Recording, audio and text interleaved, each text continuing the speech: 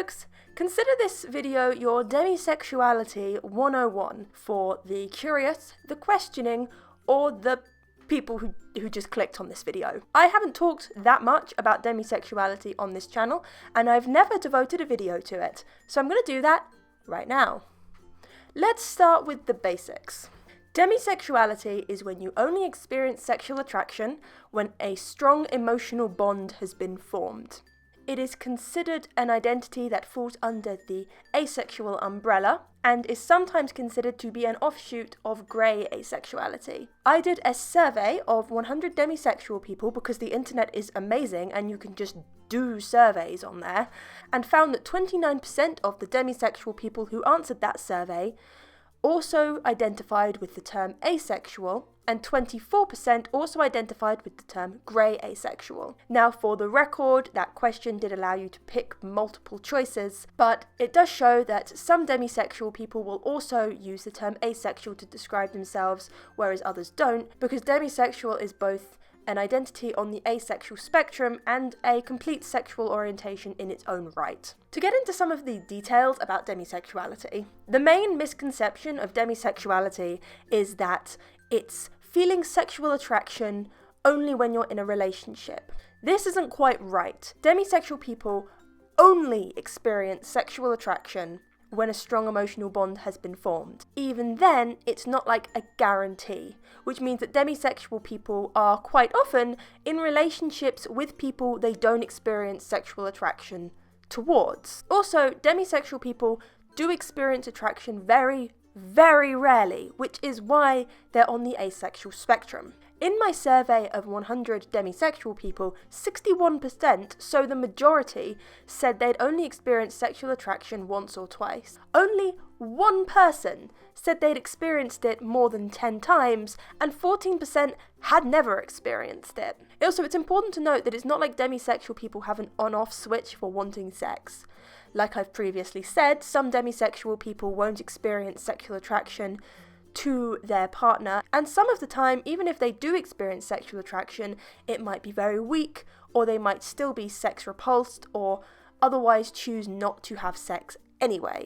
Also, something I didn't know until I started looking into demisexuality is that you don't have to be in a romantic relationship to experience sexual attraction, because the strong emotional bond doesn't have to be romantic. So you could experience sexual attraction to a close friend because you trust them and you know them very well, whereas not experience sexual attraction to someone you've just started dating. Also, important to note that demisexuality, like asexuality, can interact and overlap with other queer identities. You can be pan-romantic and demisexual, or homo-romantic and demisexual, and so on and so forth. I've heard demisexual people described as picky. Not the case, they don't choose who they experience attraction to.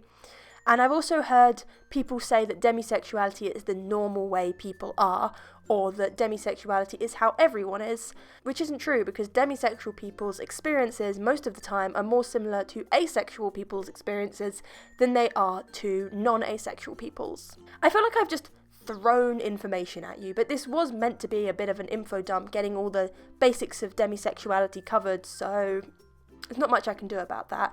But I do want to slow down for a second and say that if you think you might be demisexual or are questioning if you are, that's fine. It's a label that comes with a lot of uncertainty. So if you want to identify as demisexual now, with the knowledge that later on you might change your mind or realise you're not, that's up to you.